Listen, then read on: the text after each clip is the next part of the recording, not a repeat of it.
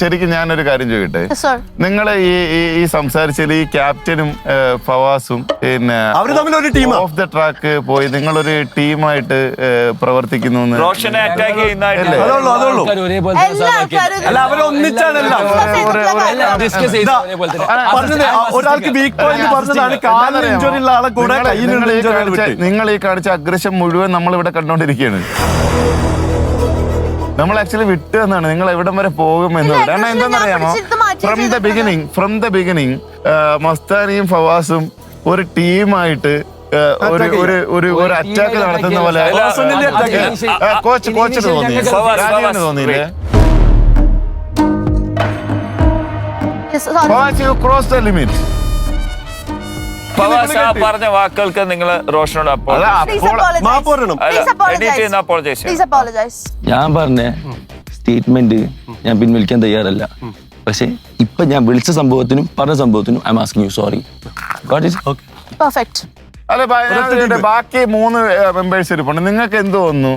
ഇവര് തമ്മിലൊരു ഗ്രൂപ്പ് പോലെ ഉണ്ടെന്ന് തോന്നുന്നു. ഇപ്പൊ പറഞ്ഞ ആ ഒരു കാര്യത്തിനോട് എനിക്ക് അവരോട് യോജിക്കാൻ പറ്റില്ല. കാരണം ഇവർ 3 പേരുടെ കളിച്ച ഗെയിമാണ്. അതിൽ ഇവർ 2 പേര് മാത്രം കളിച്ചുകൊണ്ടാണ് ജയിച്ചതെന്ന് ഒരിക്കലും പറയാൻ പറ്റില്ല.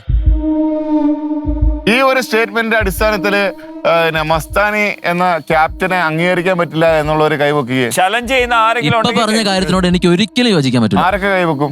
ഈ പറഞ്ഞ സ്റ്റേറ്റ്മെന്റിൽ യോജിക്കുന്നില്ല. ഞാൻ ചലഞ്ച് ചെയ്യാം ക്യാപ്റ്റൻ. 4 പേര് മസ്താനിക്കെതിരായിട്ടാണ്. ഇനി അനീഷും ഓഷോയും തമ്മിലുള്ള മത്സരം എങ്ങനെ ഉണ്ടായിരുന്നു? എൻ്റെ എക്സ്പീരിയൻസിൽ എനിക്ക് ഇത്രയും ചെയ്തതിൽ വളരെ ഒരു നല്ല എക്സ്പീരിയൻസ് ആയിരുന്നു. നല്ല ഫെയർ ഗെയിം ആയിരുന്നു, നല്ല ചലഞ്ചിങ് ആയിരുന്നു. ഞാൻ ഭയങ്കര ഹാപ്പി ആയിരുന്നു. കാരണം എനിക്ക് എൻ്റെ ടീമിന് എല്ലാവർക്കും ഒരു പ്രതീക്ഷ ഉണ്ടായിരുന്നു എൻ്റെ അടുത്ത് ഞാൻ ജയിക്കുന്നുള്ളത്. എനിക്ക് ആ പ്രതീക്ഷ വിടാണ്ട് അത് ജയിക്കാനും പറ്റിയാലും വളരെ സന്തോഷം ഉണ്ടായിരുന്നു. ഫിസിക്കലി ഓഷോ നല്ല ട്രെയിൻഡ് ആണ്. അപ്പോൾ എനിക്ക് കോൺഫിഡൻസ് കുറവൊന്നുമല്ല, എന്നെക്കാളും ബെറ്റർ ആയിട്ട് ഓഷോന് ചെയ്യാൻ പറ്റും എന്നുള്ള കാര്യത്തിൽ എനിക്ക് 100% ഉറപ്പുണ്ടായിരുന്നു. പക്ഷെ ഗെയിമാണ്, ചലഞ്ചാണ്, എന്നെ കൊണ്ട് പറ്റുന്ന രീതിയിൽ മാക്സിമം ഞാൻ ഫൈറ്റ് ചെയ്തിട്ടുണ്ടായിരുന്നു.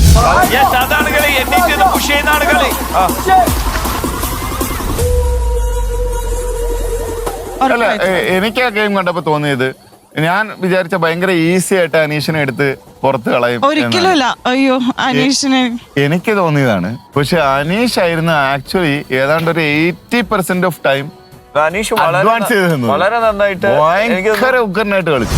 റെസ്ലിംഗ് മോഡ് കളയൂ. അനീഷിന്റെ സ്ട്രെങ്തിനെ അണ്ടർ എസ്റ്റിമേറ്റ് ചെയ്തായിരുന്നോ? അതുകൊണ്ടായിരിക്കും നമ്മള്. ഓക്കെ, അപ്പം പിന്നെ ഇപ്രാവശ്യം ഇതിനകത്ത് ആർക്കായിരുന്നു ഏറ്റവും കൂടുതൽ പിന്നെ വിൻ കിട്ടിയത്? ഈ സൈഡാണ്. നിങ്ങളുടെ പെർഫോമൻസ് വെച്ചിട്ട് യൂഷ്വലി നമ്മൾ കൊടുക്കുന്നത് പിന്നെ എവറി ടാസ്കിൽ 100 കോയിൻസ് ആണല്ലോ. ഒരു 150 കോയിൻസ് തരും എന്ന് വിചാരിക്കുന്നുണ്ടെങ്കിൽ തരത്തില്ല. കാരണം ആസ് യൂഷ്വൽ, കാരണം അതങ്ങനെ കൊടുക്കാൻ പറ്റില്ല. 100 കോയിൻസ് ആണ് നിങ്ങൾക്ക് കിട്ടിയിട്ടുള്ളത്. ഓക്കെ, അപ്പൊ അതെങ്ങനെ ഡിവൈഡ് ചെയ്യുന്നു? ഓക്കെ, ഇതിപ്പോ നമ്മുടെ മഡ് സുമോ റെസ്ലിംഗ് ആയിരുന്നു.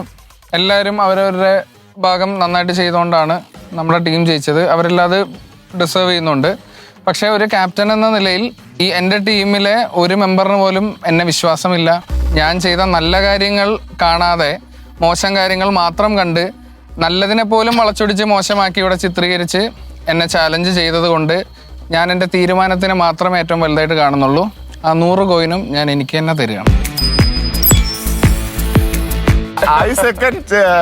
Karthik, thank you. കാര്യം സ്ട്രാറ്റജി